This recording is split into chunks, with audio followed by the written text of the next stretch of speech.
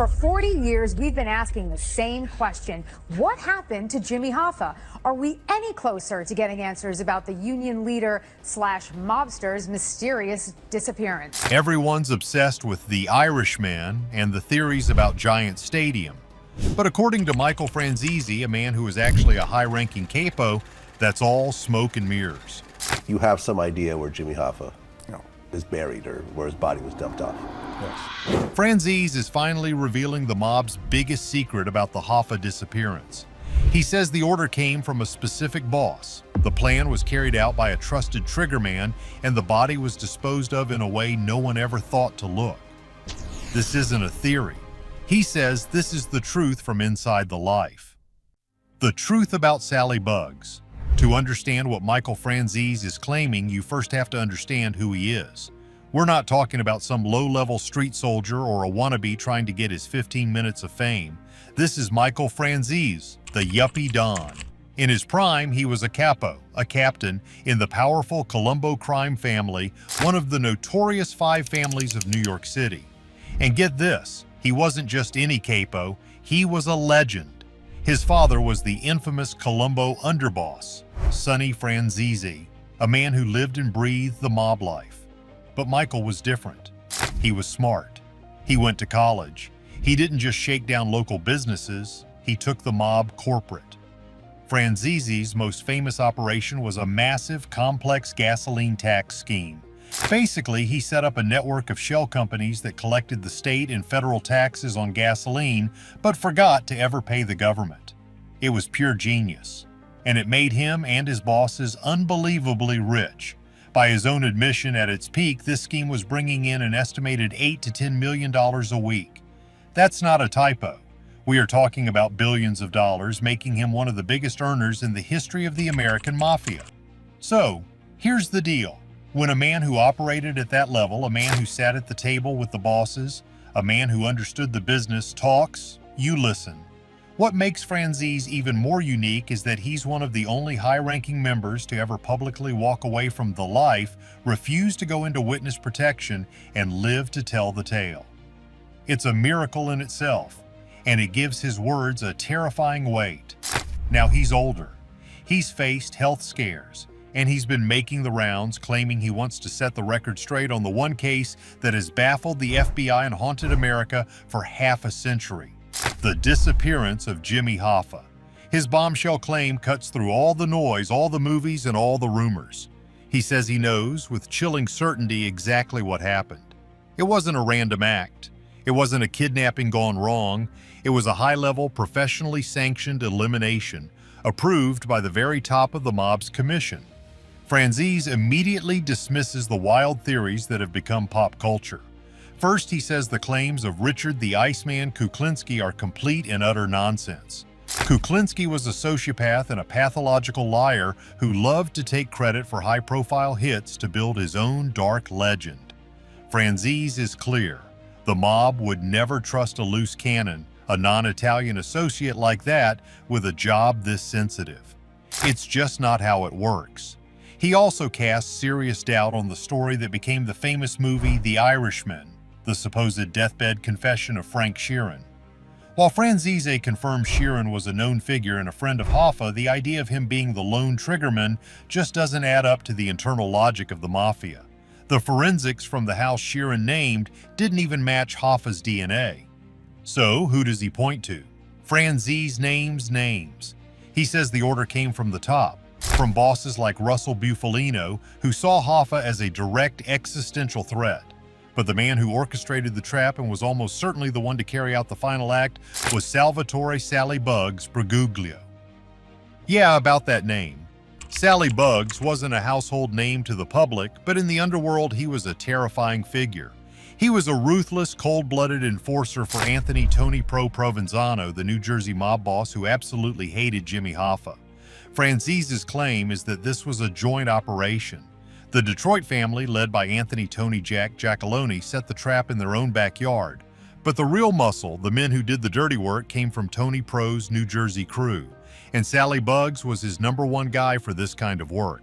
This wasn't about emotion, it was business. Hoffa had become a problem that needed to be solved permanently. But to get why they went to such extreme lengths, you have to understand the man Hoffa really was. Hoffa's rise and fatal fall. To understand why the most powerful criminals in the country would risk everything to eliminate one man, you need to understand that Jimmy Hoffa wasn't just a man.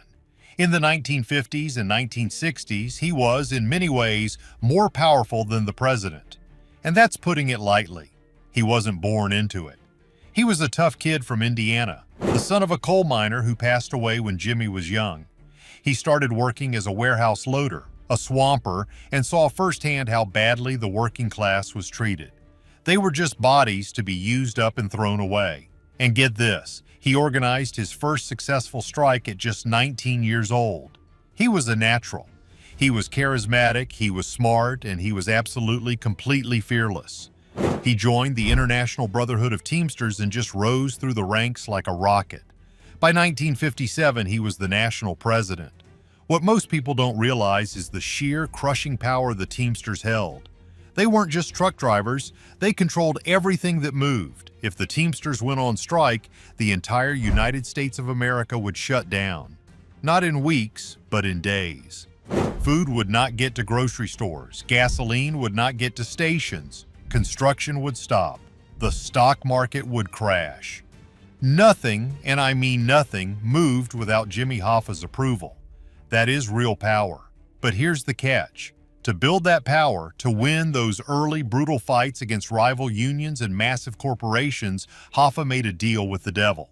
He needed muscle.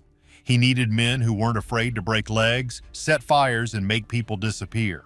So he turned to the one group that had that muscle to spare, the Mafia. It started as a partnership. The mob helped Hoffa win his street-level wars. In return, Hoffa let them into the Union, giving them control of certain locals. But the real prize, the crown jewel of their entire relationship, was the Central States Pension Fund. This fund was supposed to be the sacred retirement money for hundreds of thousands of truck drivers and their families. But under Hoffa, it became the mob's personal piggy bank. We are talking about hundreds of millions of dollars in 1960s money, which would be billions today.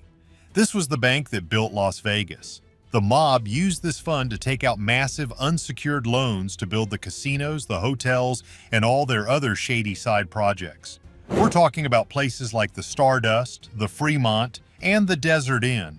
And these were loans that were never paid back. It was a river of free, untraceable cash. And Jimmy Hoffa was the man who held the keys to the vault.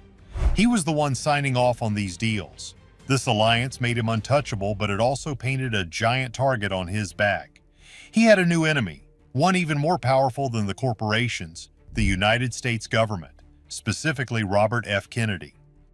RFK, first as a Senate counsel and later as the Attorney General, was obsessed with getting Hoffa.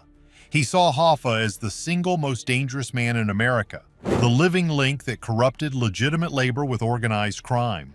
He famously formed a Get Hoffa squad within the Justice Department, a team of lawyers and investigators with one job and one job only: put Jimmy Hoffa in prison. For years, Hoffa dodged them. He was a master at beating charges in court, but in 1964, his luck finally ran out. The feds got him. He was convicted of jury tampering and pension fund fraud. By 1967, after all his appeals failed, Jimmy Hoffa, the most powerful union boss on earth, was in a federal prison. But here's the deal. Hoffa never stopped being the boss. He intended to run the Teamsters from his prison cell. He put his loyal, seemingly weak-willed friend Frank Fitzsimmons in charge as his placeholder. Fitzsimmons was just supposed to keep his seat warm. But a funny thing happened. Fitzsimmons liked being the boss. And the mob? The mob loved Fitzsimmons. He was 1,000 times better for them than Hoffa ever was.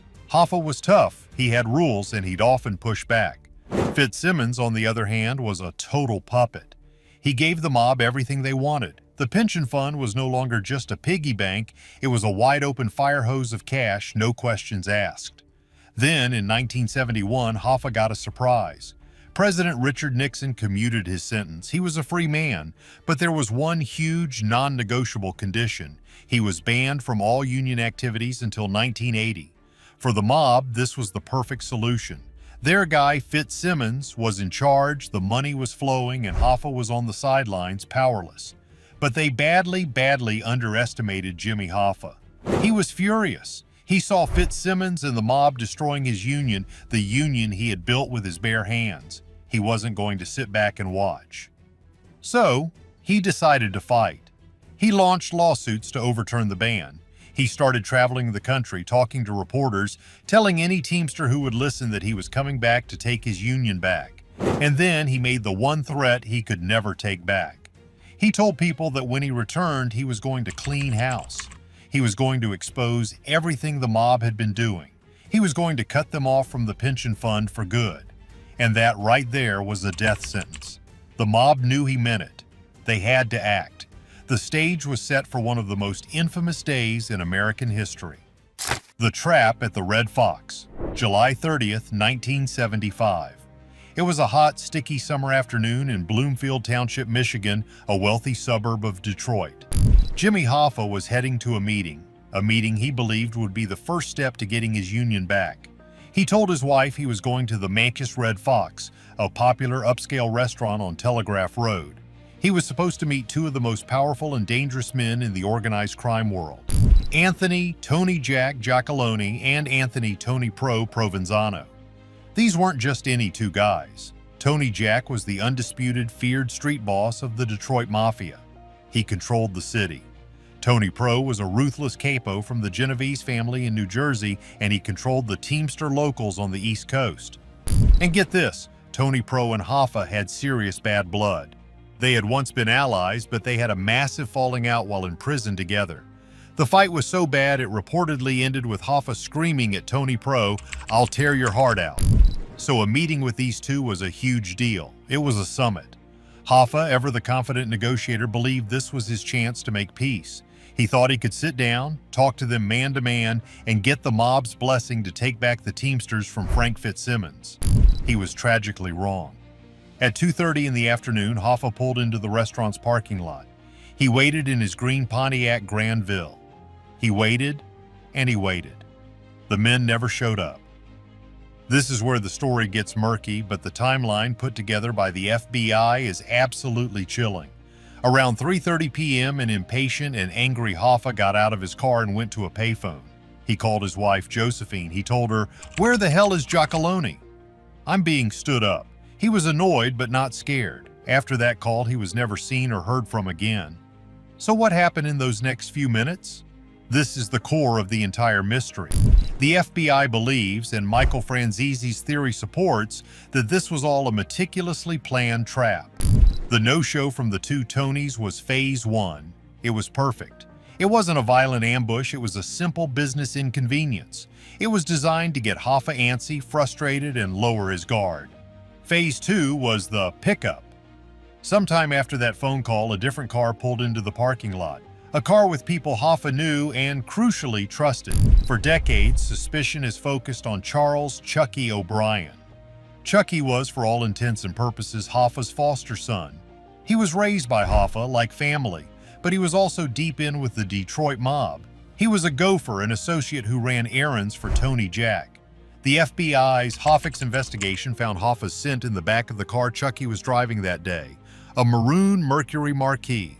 O'Brien has denied it his entire life. He's sworn up and down he had nothing to do with it. But the theory is simple and brutal. Hoffa would never have gotten into a car with strangers or low-level thugs. He was too smart for that. But with his own foster son, he wouldn't have hesitated for a second.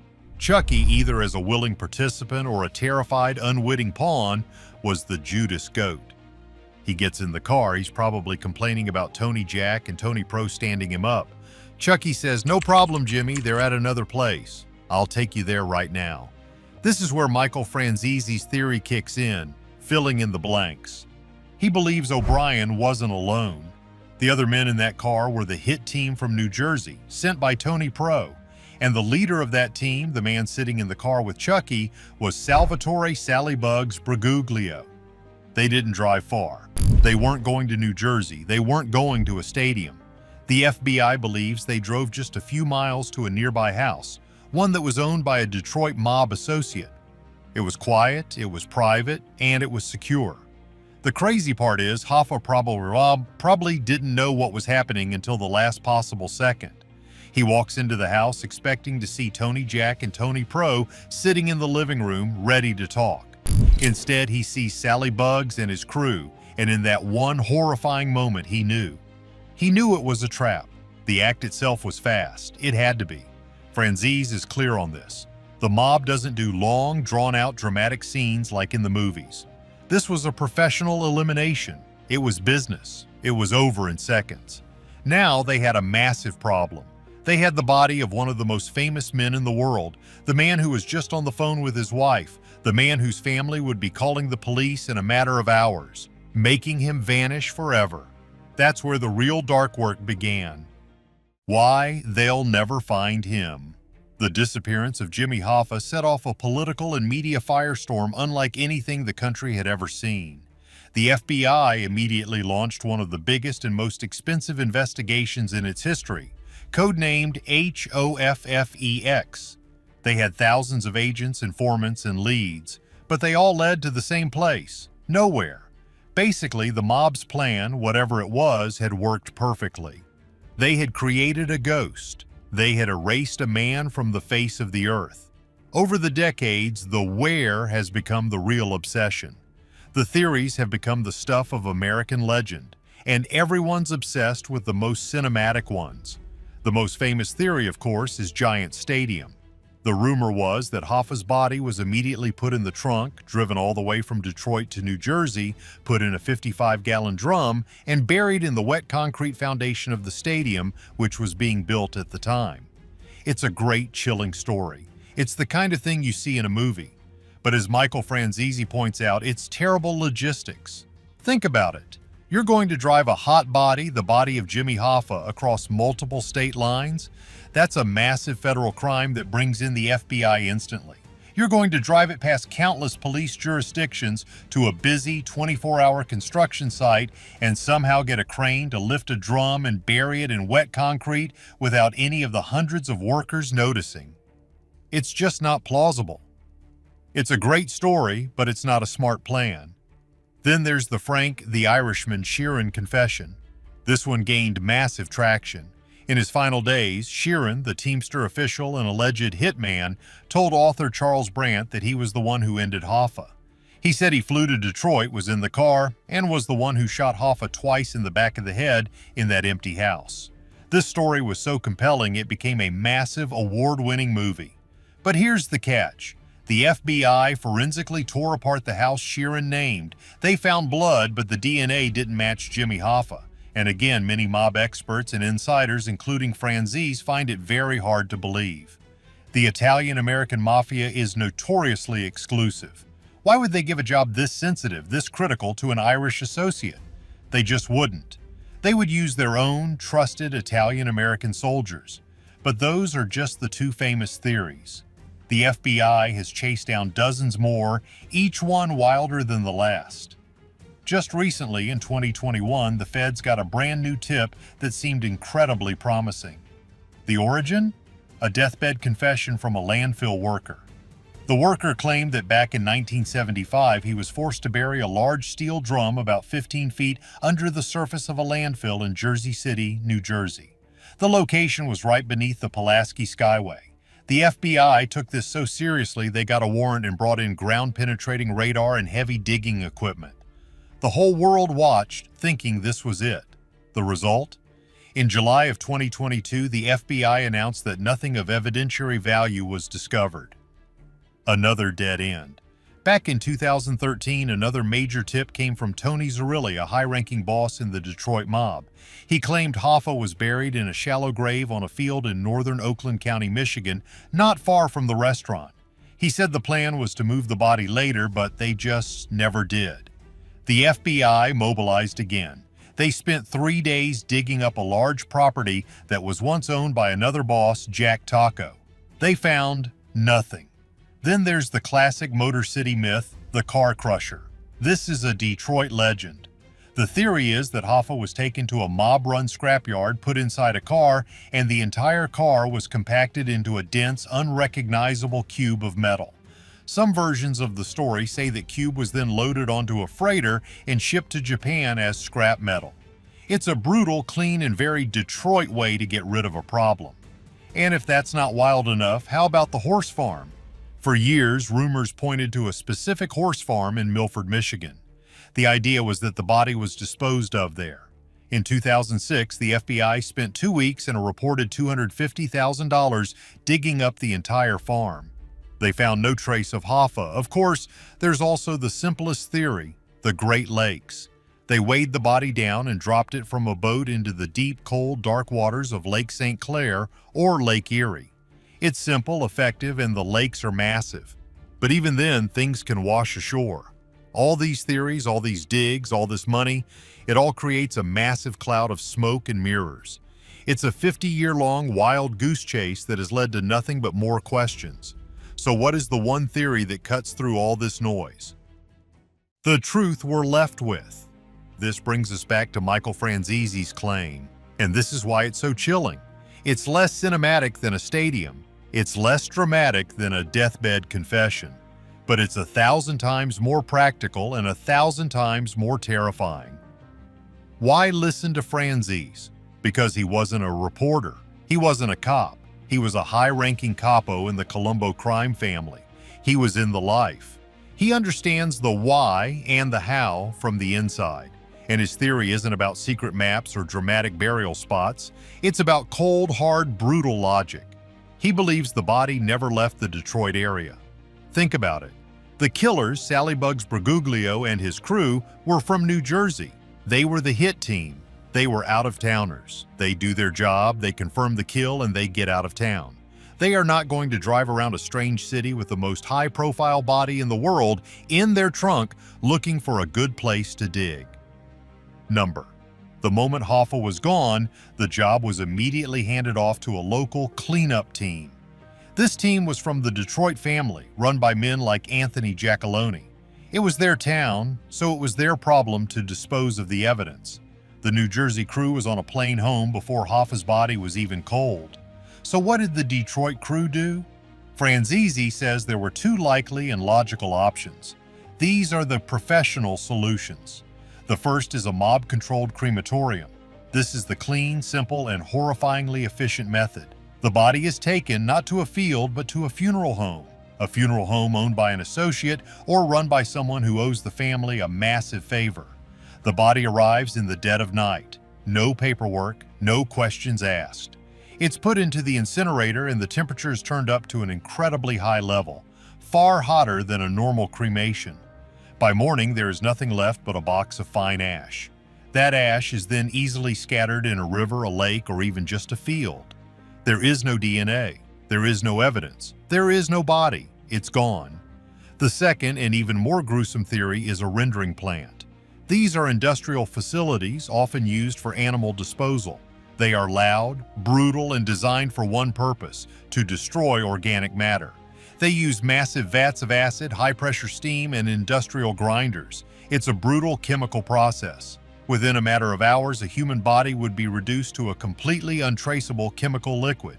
It would be flushed, mixed with thousands of gallons of other animal waste, and be gone forever.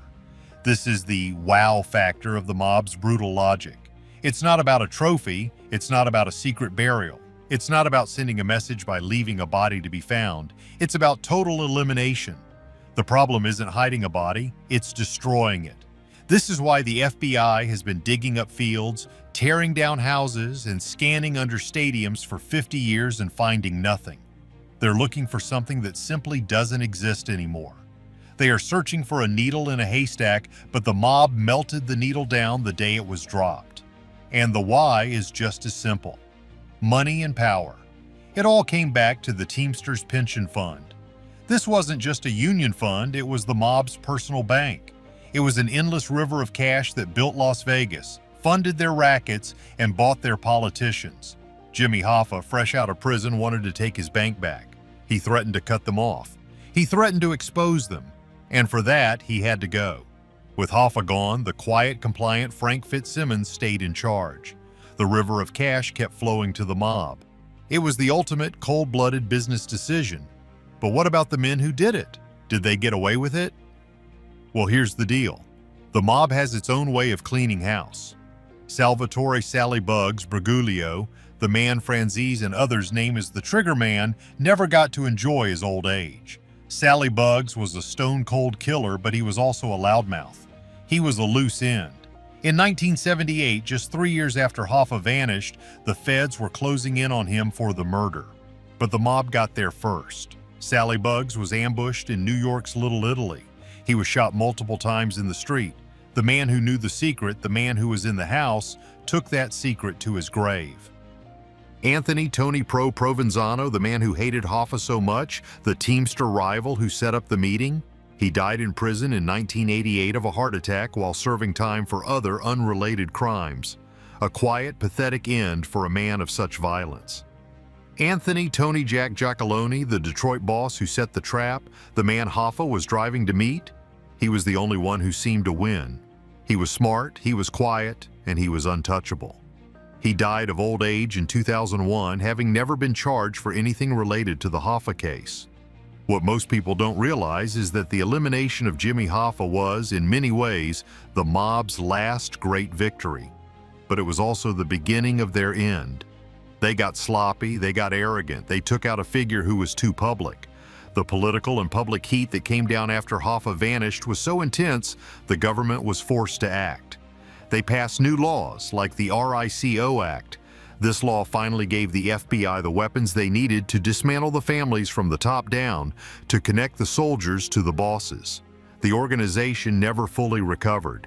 You see, Jimmy Hoffa, the man who started as a champion for the little guy, was eliminated by the very criminals he helped empower. His body was destroyed, turned to ash, or dissolved into nothing. But his disappearance created a mystery, a legend, that will likely outlive them all. Franzese's story adds up, but will the truth ever be officially found? Or did the mob commit the perfect crime? Let us know. Like and subscribe.